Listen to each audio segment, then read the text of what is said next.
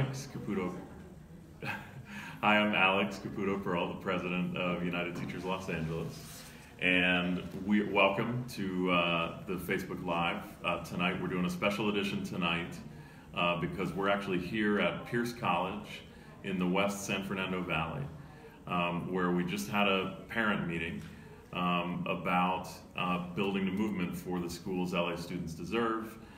Building support, if in fact we have to end up striking, building support for that, but also building escalating power to try to get an agreement short of a strike. And I'm joined here tonight by Velia Casillas, who is a great chapter chair at Canoga Park Elementary School here in the West San Fernando Valley.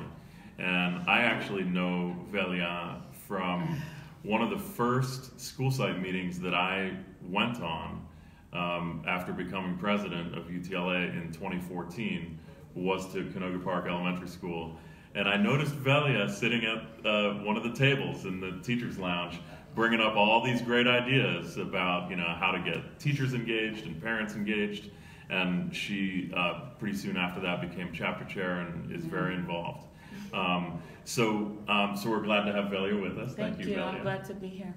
And we're also trying to reach a broader audience. So we're going to do a part of this in Spanish. The way this will look is I'm going to ask Velia a little bit about what happened in this meeting here. We're going to do part of that in Spanish so we can get this out to a lot of our parent allies in Spanish-speaking communities. And then I'm going to focus on, I'm going to give a little bit at the end, which will be back in English, about the offer from Austin Beutner in the district on Tuesday, and we'll break a little bit down about that. Velia, yes. ¿Qué pasó en esta junta con padres y maestros y miembros de la comunidad? Tuvimos una noche muy productiva. Los miembros que llegamos a la junta hoy, should I look at you or should I look over there? Los miembros que llegamos a la junta hoy, todos compartimos el mismo sentimiento, que es el interés por ayudar a los alumnos. Nosotros lo que más nos motiva es darles a los niños la educación que se merecen y que necesitan para tener un futuro académico lleno de esperanza y de un buen futuro para ellos también académicamente. Pudimos hablar con miembros de la comunidad, con padres, con maestros, les compartimos nuestras ideas, escuchamos sus preocupaciones y compartimos maneras tal vez de buscar el apoyo de más padres y de más miembros de la comunidad para que se unan a nuestra causa. Nos enfocamos mucho en cómo poder darle a los padres la información que ellos necesitan para saber exactamente lo que estamos pidiendo al distrito y lo que necesitamos para poder hacer nuestro trabajo y educar a sus hijos. Great. Y Velia, en nuestra campaña, ¿qué tema, su motivación, qué tema es más importante para usted como maestra, pero también como madre de estudiantes en el distrito escolar? Sí. ¿Qué tema es más importante para usted? Okay. Well, todos los temas que la Unión de los Maestros, el Sindicato de los Maestros, todos los temas que estamos hablando ahorita son importantes para mí. Todos están cerca de mi corazón como maestra, pero también como madre de 3 alumnos que están en las escuelas del distrito. La necesidad de tener recursos para los niños, consejeros, enfermeras, todo eso es importante, pero lo que más me motiva a mí como madre y como maestra es el salón y el tamaño de los salones.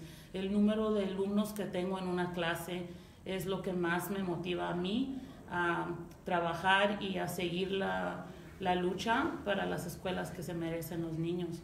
Poder tener menos alumnos en una clase me da a mí mucho más poder de comunicarme con ellos, responder sus preguntas y también poder individualizar lo que ellos necesitan para tener éxito en mi clase.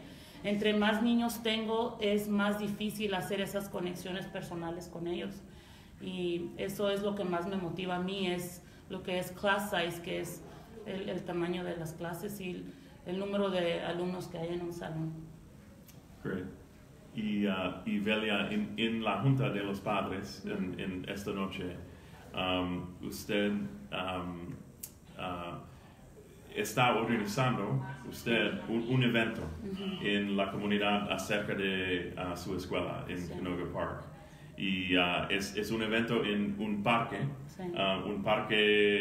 muy central por muchas familias. Y puede describir este evento y el trabajo usted y sus otros maestros están haciendo para preparar para el evento con los padres. Okay. Nosotros estuvimos haciendo todo lo posible para hablar con ellos e informarles de todo lo que estaba pasando ahorita con lo que es la posible huelga y las negociaciones que están pasando con el distrito. Pero lo que nos dimos cuenta es que los padres en realidad tienen un poco tiempo para poder venir a juntas durante el día o en las mañanas, trabajan más de un trabajo y para ellos el fin de semana, los viernes, los sábados, los domingos son los días que comparten con sus hijos y con su familia. Entonces nosotros decidimos que la mejor manera de informarles a ellos y de dialogar con ellos y de responder sus preguntas era ir a donde ellos están. Entonces el parque de Lanark, que está al centro de nuestra área, es un lugar donde siempre hay mucha gente, hay partidos de soccer, hay eventos comunitarios, hay clases de ejercicio para las mamás, para los padres.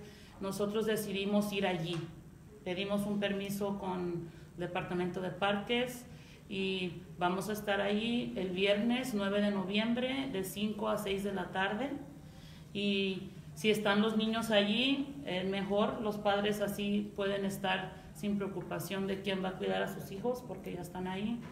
Y vamos a tratar de estar unidos delante de ellos y enseñarles que nos importan sus hijos, pero también nos importan ellos como padres. Nos importan sus ideas y sus sentimientos y queremos que ellos puedan preguntar lo que quieren y queremos poder responderles esas preguntas. Entonces, vamos a llevar nuestra causa hacia ellos y ver si se pueden unir con nosotros y apoyarnos. Y también esta noche usted invitaron otras escuelas para asistir también. Sí. Es muy importante. Y gracias, Velia.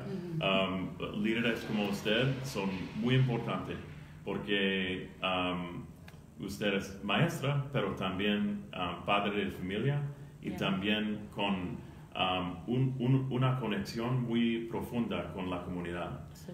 Entonces, gracias para su trabajo. Gracias a ustedes. All right. Okay. So that's just so Velia Casillas. She's just an example of the kind of leaders that we have in our union.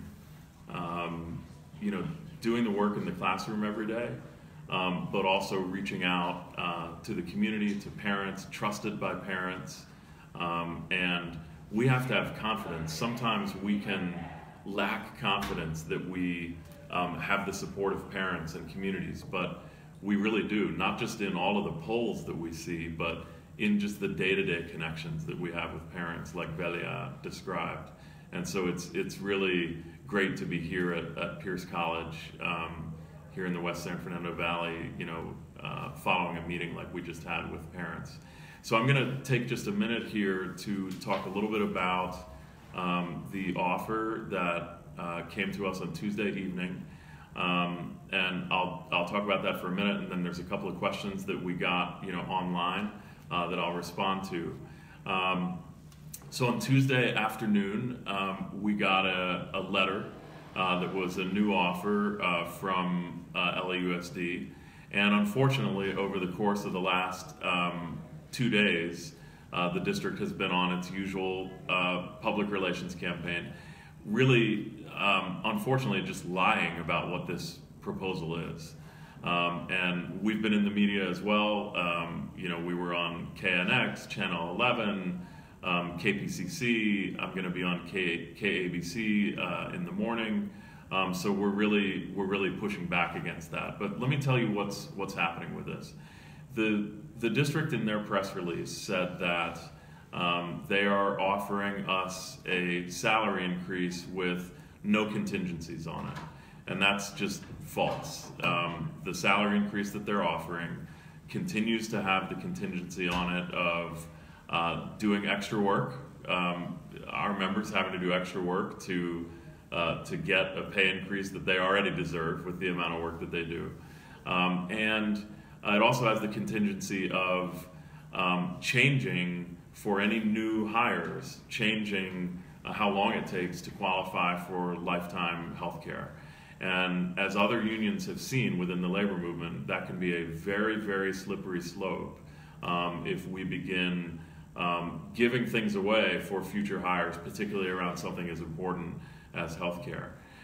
So it's just an outright lie to say that that salary increase is without contingencies. But I want to spend most of my time talking about the other parts of what came in that letter.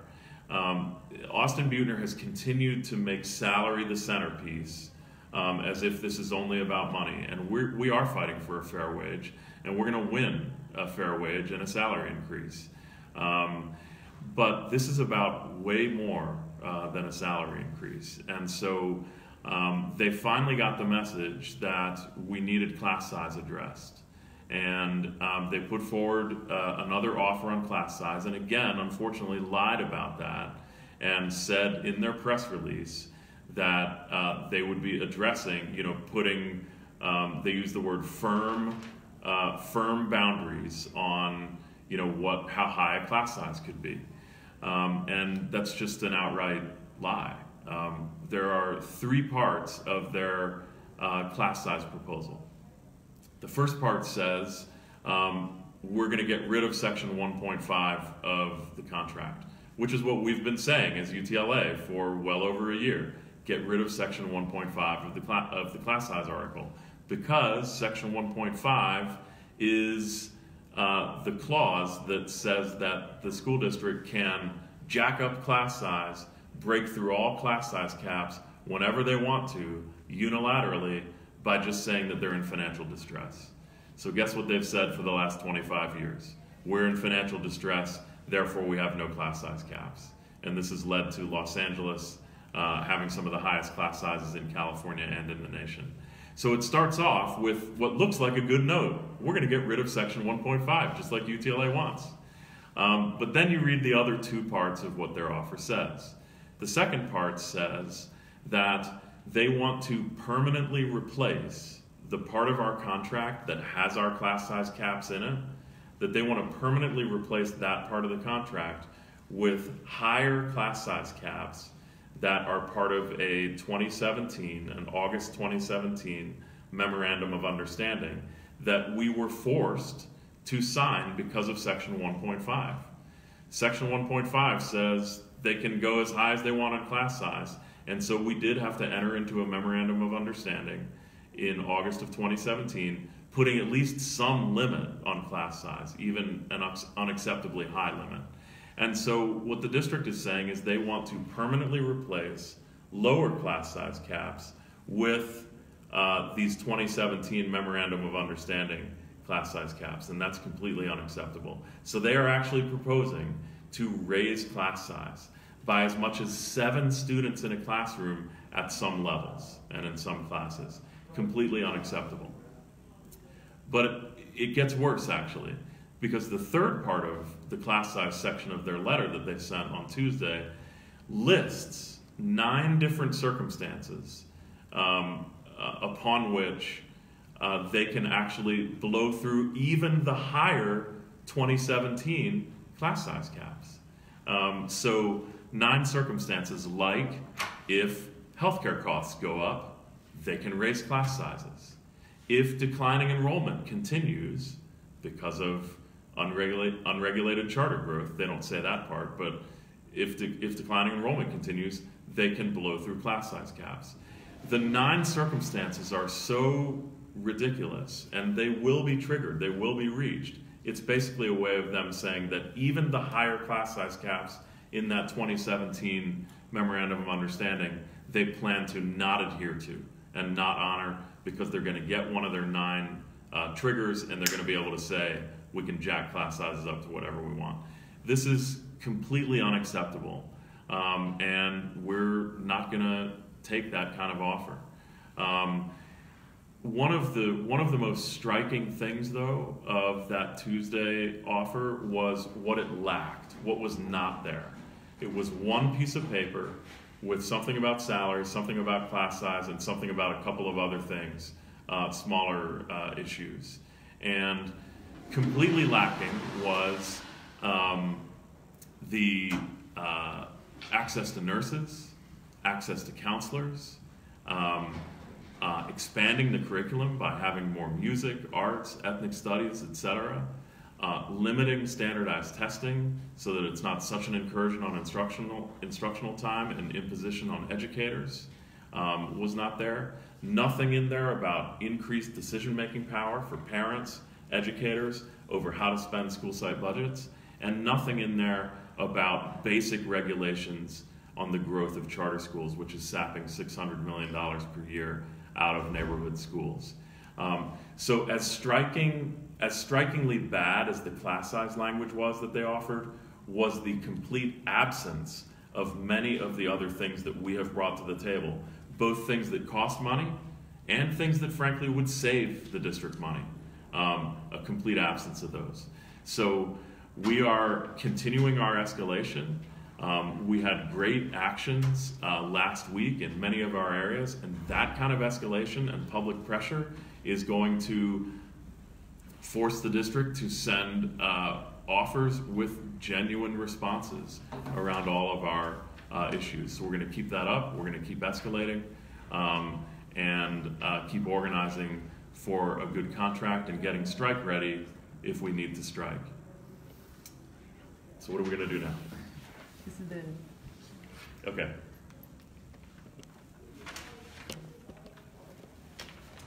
This is Hannah. Hi. All right, we got some questions for you. The first one. Austin Beutner and Nick Melvoin have been very critical of you lately. They say you are the one pushing a possible strike. Are you, Alex Caputo-Pearl, playing out a revenge drama against LAUSD? Well, this is pretty predictable that that Beutner and Melvoin are going in this direction. They want to make it a personality clash rather than about issues. They don't want to make it about the nurses that are lacking in schools, the counselors that are lacking in schools, the fair wage that we should have. They want to make it about a personality clash.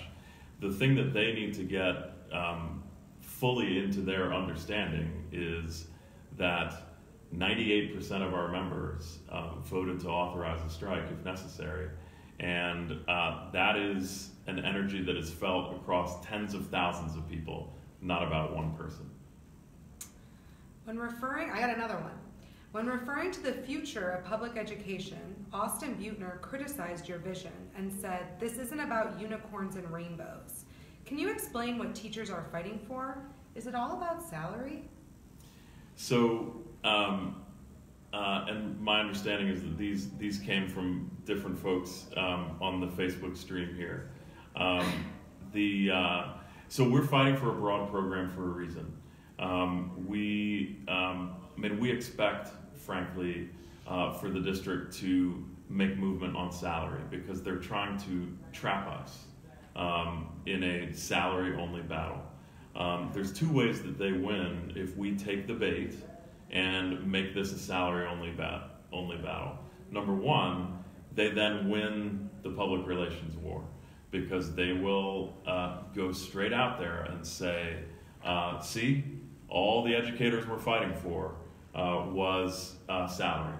They don't really care about class size, they don't really care about music and the arts, they don't really care about counselors, social emotional support, whatever.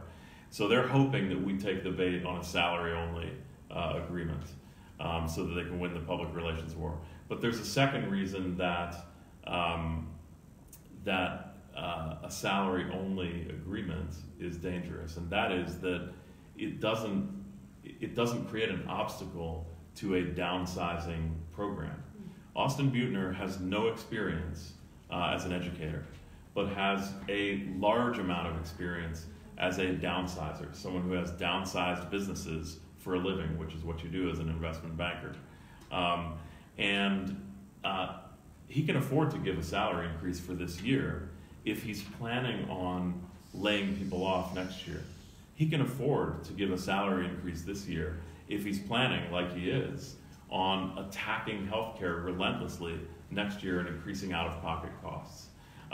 So we're fighting for a broad program that actually builds this school district into a thriving school district like it should be, where students and families are coming back to the district, are staying with the district, are committed to the district. And the way we do that is by addressing school safety, by addressing having staffing that we need, by addressing having rich instructional time instead of testing, all of the broad kind of program that we're fighting for. Cool. So Austin Beutner said in a KCRW interview that the district should decide how many tests should be given in our classrooms, not teachers. What's your response to that?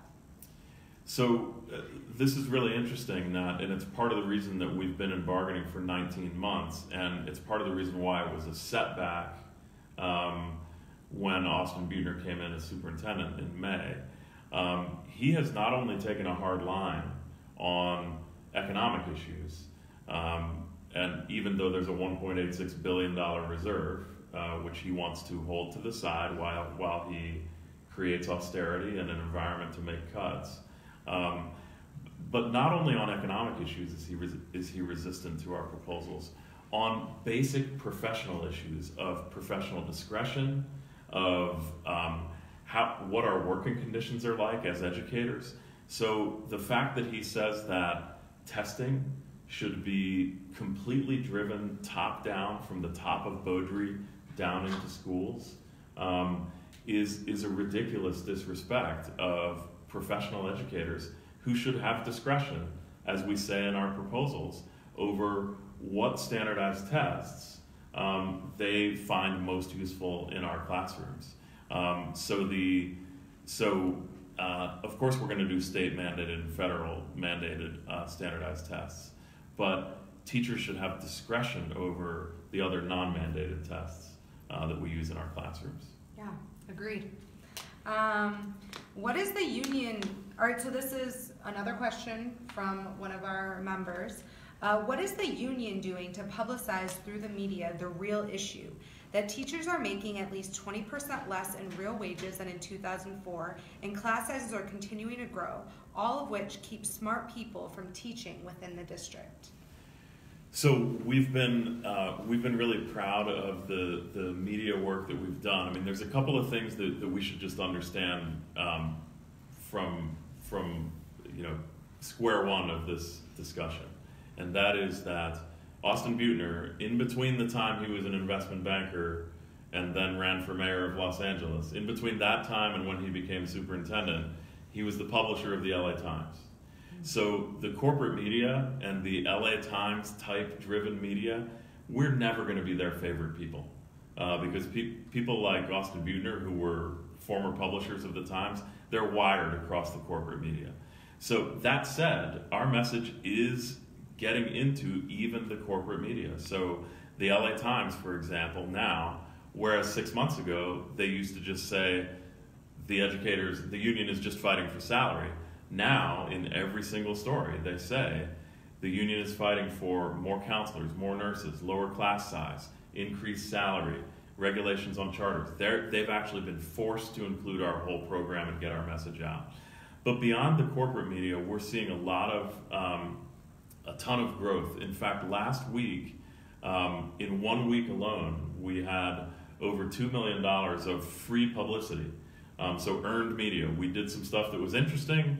People covered it. We didn't spend any money to get it. But if you calculate the price of the media market and how much the circulation is, it was over $2 million of free publicity in the LA Times, the New York Times, the Guardian Domestic, the Guardian International, KPCC, KCRW, and the list goes on. So we're doing well in the media. We're gonna keep on building it, and in social media, and we encourage everyone to get all of your friends to follow the UTLA Facebook page. We're now at 3 times the Facebook followers of LAUSD. We're at 8 times the Facebook followers of LA School Report. So we're getting the word out there. We've just got to keep at it. Yeah, cool. All right, we have a question from Laura specifically. She asks, are charter schools one of the key points we are fighting?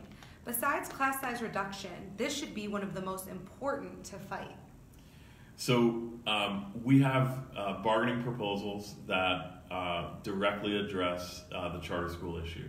And to be clear, we represent about 1,000 charter educators at unionized charter schools across LA, and we're very proud of that. I mean, these are folks who are very committed to education. Many of them are at charter schools that are more like the original vision of charter schools, which were supposed to be sort of smallish experiments in particular neighborhoods to sort of cycle feedback back into the broader public system to help us improve education for all folks. So first of all, we're proud to represent 1,000 unionized charter educators. That said, of course, we have an issue and a problem with unregulated corporate charter growth. And frankly, many charter educators have a problem with unregulated corporate charter growth, because the more that their employers, the charter industry, are trying to expand, the less attention there is on the existing charter schools that need attention. So even charter educators and charter parents are joining us in this fight. But our main proposals on charter schools are the following. One, we want to see anytime a charter school is considered for adoption or approval, we want to see a community impact report. So I'll give you an example. A mega KIP, KIP is one of the largest corporate charter schools. A mega KIP school has been approved for Boyle Heights, a very dense area, where there's 6 elementary schools within a mile of this place that this KIP corporate charter is supposed to be coming up. And had we had a community impact study be required, we would know that that community is actually demanding that that land that they want to build that KIP on is land that they want to build affordable housing on in Boyle Heights. So we want community impact studies. We want educational impact studies before a new charter is approved that would show what schools are going to have their enrollment drained out, right? And what is that going to look like? So we also want publishing of the demographic data of charter operators during the process of whether that charter is going to get approved. Many charter schools, not all, but many of them, do not serve special education students and English language learner students who have chronic truancy problems or social and emotional needs. Many charter schools don't serve their proportion of those students. We want that data to be out in the public before any sort of decision is made to approve a new charter. We also have very key proposals on charter co-locations. About 100 of our schools, of our public district schools, are co-located by charter schools. And there is, and these co-locations often take parent centers away from district schools. They often take counselors' offices away. They take dance studios away, things that parents and educators in the school community cares about. So we're also fighting for public district schools and school communities to have more say in navigating that relationship with charter co-locations. We cannot just have all of these things taken away from our public district schools. Cool. All right, we got another question from Carrie. She asks, if the superintendent and the board approve the charter district they desire, 1, how do they benefit? And 2, what happens to the board? Well, I'm assuming that by charter district, this member means sort of like a portfolio district, which is what New Orleans has turned into, what Detroit has turned into, which is basically like a network of privatized charter schools without, without good conditions for educators and students, often without good health care, et cetera. Public education is big money. So there certainly are people who want to see a breakdown of the public district and a sort of contracting out or a giving away of schools to other entities. They see that as a money-making venture. Not just because of the public money involved, but because of the money with textbook companies, testing companies, all sorts of things. So certainly part of this is driven by money, but I think it's also driven by, Austin Beutner and Nick Malvoin, I think those are the people who were referred to here. These are very politically ambitious folks. They want to, Beutner ran for mayor in 2013. I'm sure Nick Malvoin is going to run for something down the road. These are folks who want to be able to have as a feather in their cap that they helped to break one of the last strongest unions in the United States, which is teachers' unions. So I think there's multiple things that go into them trying to move that kind of agenda. Cool. And our final question, Jacqueline asks, if there is a strike, when will it possibly be? So the timeline for fact-finding right now is we expect a fact-finding report to come sometime in December. That would trigger the ability to legally strike at that point. Now, obviously, December is a short month, and there's a bunch of things going on in December. So it doesn't require that if we are forced to strike by the district, by them not agreeing to a common sense version of our demands, if we are forced to strike, it doesn't mean that we would have to write when the fact-finding report hits. So even if it hits in December, you're talking about possible action in January or something like that. And we're going to make sure that our chapter chairs are very engaged. We're going to be involved in as many talks and discussions. Once fact-finding is over, we're going to make sure that we're in as many discussions as possible with district folks who are willing, with other folks who are willing to try to reach an agreement. But if the stalling and if the logjam continues around basic common sense issues, around what our schools and our students and our educators need, then we will be prepared to strike, and that window would extend into January when that might happen. All right? All right. So I think I'm going to close it out, right? Thank you, Hannah. No problem. So I'm going to close it out. We're glad that folks joined us today. And I just want to say this, as I mentioned, we're at Pierce College in the West San Fernando Valley. We just had a great parent meeting. You heard from Velia Casillas, who is a teacher and a parent, who's very involved in this.